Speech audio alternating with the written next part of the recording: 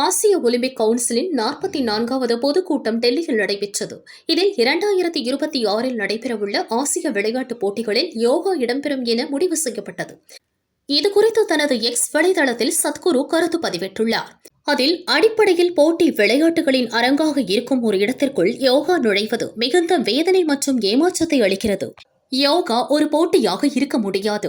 யோகா என்பது மனிதர்களை வரையறுக்கப்பட்ட சாத்தியங்களிலிருந்து எல்லையற்ற உணர்திறன் மற்றும் வாழ்க்கை அனுபவத்திற்கு உயர்த்துவதற்கான ஒரு சக்தி வாய்ந்த கருவி மற்றும் சுய பரிணாம வளர்ச்சிக்கான தொழில்நுட்பமாகும்.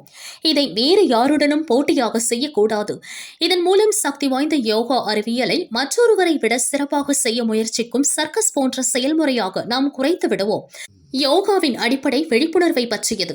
ஒப்பீடு செய்வதையும் போட்டி போடுவதையும் பற்றியது அல்ல.